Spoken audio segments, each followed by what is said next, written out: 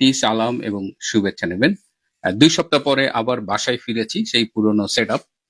আপনারা ইতিমধ্যেই জানেন যে গতকাল foreign correspondents association of south Asia দিল্লিতে একটি প্রেস কনভারসেশনের আয়োজন করেছিল। সেখানে আওয়ামী লীগ নেতৃবৃন্দ উপস্থিত ছিলেন এবং সেখানে অডিও ভাষণ প্রদান করেছেন আওয়ামী লীগের সভানেত্রী, বাংলাদেশের প্রধানমন্ত্রী শেখ হাসিনা।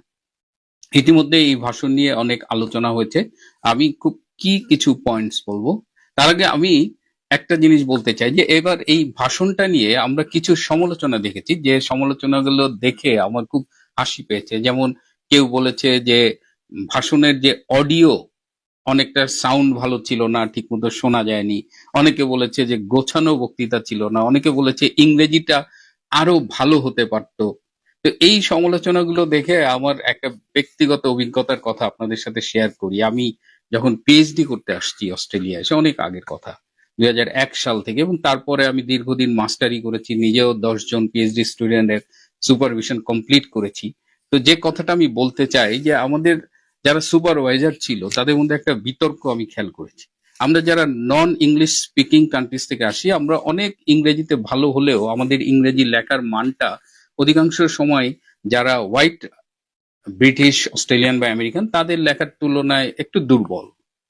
তো এটা নিয়েই যে বিতর্কটা হতো, বলা হতো যে কেউ বলতো যে বাবা, তোমার ইংরেজি নিয়ে মাথা ঘামাতে হবে না, তুমি যে রিসার্চটা করেছো সেই রিসার্চটা কতখানি ইম্পর্টেন্ট, সেইটা কতখানি স্ট্রং, সেটা ইম্পর্টেন্ট। আবার এক গ্রুপ বলতো যে না, ইংলিশটাও ভালো হতে হবে।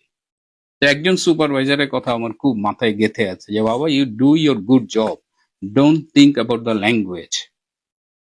তো এই যে একজন বাংলাদেশের রাজনৈতিক নেতা, তিনি ইংরেজিতে সঙ্গত কারণেই বক্তৃতা দিয়েছেন, কারণ ওইখানে ৩০০-র বেশি সাংবাদিক আগে থেকেই রেজিস্ট্রেশন করেছিল যে তারা এই ইভেন্টটা অ্যাটেন্ড করতে চায়। কিন্তু যখন এই সংবাদ সম্মেলনটা হয়েছে, সেখানে পুরা অডিটোরিয়ামটা কানায় কানায় পরিপূর্ণ ছিল। এর বাইরে ধরেন সারা পৃথিবী থেকে অনলাইনে তো অনেকেই শুনেছে। একটা সময় দেখা যাচ্ছে যে যেটা আমি দেখেছি, সেখানে ১ লক্ষের বেশি লাইভ শুনতেছে। সুতরাং লক্ষ লক্ষ মানুষ লাইভ শুনেছে, পরে শুনেছে।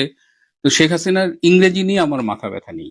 এই ভাষণের স্ক্রিপ্টটা যদি আমাকে পাঠিয়ে বলা হতো যে বাবা একটু এডিট করে দাও বা রিভাইজ করে দাও, আমি টেকনোলজি ইউজ করে এটাকে একদম মানে চমৎকার ইংরেজি করতে পারতাম। কিন্তু সেটা আমার কাছে ইম্পর্টেন্ট না। তিনি কথা বলেছেন, অনেকেই হয়তো আবার বলার চেষ্টা করেছেন শেখ হাসিনার ইংরেজি উচ্চারণটা ফরেনারদের মতো হয় না।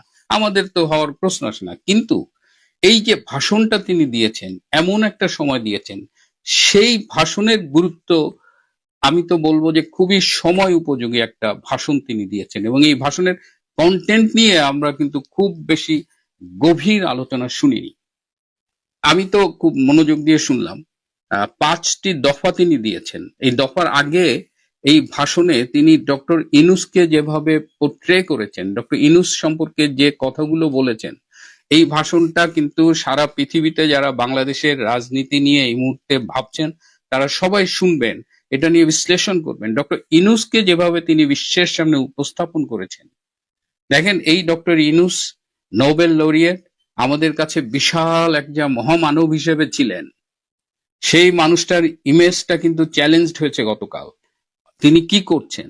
তিনি একজন মানি লন্ডারার, বিদেশে টাকা পাচারকারী, তিনি একজন সুদখোর, তিনি একজন খুনি, তিনি একজন ফ্যাসিস্ট, তিনি একজন ভয়ঙ্কর ডিক্টেটর, একনায়ক। এই যে প্রতিটা বিশেষণ যে ব্যবহার করা হয়েছে তার নামের আগে, এর প্রত্যেকটা কিন্তু ব্যাখ্যার দাবি রাখে। আমি খুশি হতাম যারা এই ভাষণের সমালোচনা করছেন তারা যদি বলতেন যে তিনি যে ডক্টর ইনুস সম্পর্কে এই কথাগুলো বলেছেন এগুলো সত্যি না অসত্য। আমরা সেই আলোচনাগুলো করি। এবং আমার তো মনে হয় যে এই ভাষণে ইনুসের যে ইমেজ, এই ডক্টর ইনুসদের বিষয়টা আপনাদের একটু বলি। এরা কিন্তু খুব স্বার্থপর এবং ব্যক্তি ইমেজ সম্পন্ন। এরা পৃথিবী ধ্বংস হয়ে যাক, কিন্তু নিজের ইমেজটা যেন ধ্বংস না হয়, এই জন্য তারা এই যে দেখেন যে লবিস্ট ফার্মের পেছনে মিলিয়ন মিলিয়ন ডলার খরচ করে নিজের ইমেজ বিল্ডের জন্য। সে সারা পৃথিবীতে প্রচুর লক্ষ লক্ষ ডলার খরচ করে। সেই ইমেজটা আঘাত করার দরকার ছিল এবং that has been targeted with evidence. এটা মানে শেখ হাসিনার বক্তৃতার প্রতিটা পরতে পরতে কিন্তু আমরা বর্তমান বাংলাদেশের বাস্তবতাকে খুঁজে পাই। সেখানে প্রতিহিংসা নেই, সেখানে জিঘাংসা নেই, সেখানে ইনুসের প্রতি ক্ষোভ নেই, বরং বাংলাদেশের বাস্তবতায় ডক্টর ইনুসকে তিনি উপস্থাপন করেছেন বিশ্বের সামনে। আমার তো মনে হয় যে এই কাজটা অনেকেই অনেকভাবে করেন, কিন্তু শেখ হাসিনা যখন করেছেন ইজ ভেরি ইম্পর্টেন্ট। তিনি বর্তমান বাংলাদেশের অবস্থা তুলে ধরেছেন। পুরো বাংলাদেশটাই আজকে একদম একটা কারাগারে পরিণত হয়েছে এবং বাংলাদেশটা এবং খাদের কিনারে দাঁড়িয়ে আছে।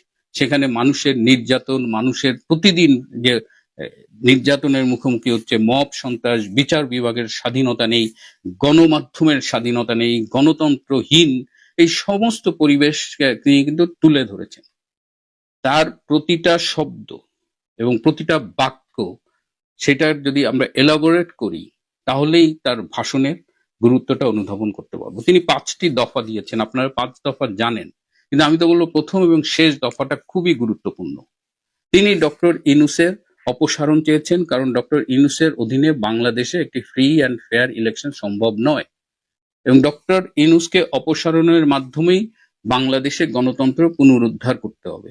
ফেয়ার এনাফ, ডক্টর ইউনূসের অধীনে যেহেতু একটা অবাধ, সুষ্ঠু, নিরপেক্ষ নির্বাচন সম্ভব নয়, সুতরাং তার অপসারণটা জরুরি।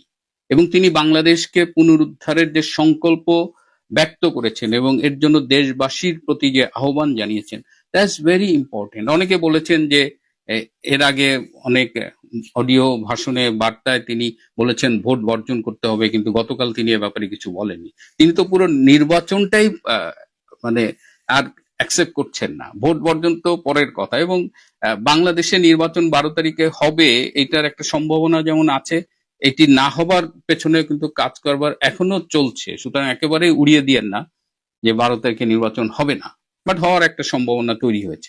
তো এই যে মানে এই প্রথম দফাটা, দ্যাট ইন্ডিকেটস এখন বাংলাদেশের যে গভীর খাদের কিনারে দাঁড়িয়ে আছে, সেখান থেকে উদ্ধার করার জন্য একটি অবাধ, সুষ্ঠু, নিরপেক্ষ নির্বাচন দরকার। সেই নির্বাচনে সবার অংশগ্রহণের মধ্য দিয়ে আমরা একটা বাংলাদেশ, আবার যে বাংলাদেশ আমরা হারিয়েছি 24-এর 5ই অগস্ট, সেই বাংলাদেশকে আবার পুনরুদ্ধার করতে হবে এবং সেই পুনরুদ্ধারের সংগ্রামে প্রথম শর্ত হলো ডক্টর ইউনূসকে অপসারণ করতে হবে এবং এই জন্য তিনি গণতান্ত্রিক, অসাম্প্রদায়িক, প্রগতিশীল সকল শক্তিকে আহ্বান জানিয়েছেন, বাংলাদেশের মানুষের প্রতি আহ্বান জানিয়েছেন। আর অন্যান্য দফাগুলো যেমন রাজপথে চলমান সহিংসতা, নৈরাজ্য, এগুলোর অবসানের কথা বলেছেন, সংখ্যালঘু, নারী, প্রান্তিক জনগোষ্ঠীর নিরাপত্তা নিশ্চিত করার কথা বলেছেন, সাংবাদিক, আওয়ামী লীগ এবং বিরোধী দলের নেতাকর্মীর বিরুদ্ধে যে রাজনৈতিক উদ্দেশ্য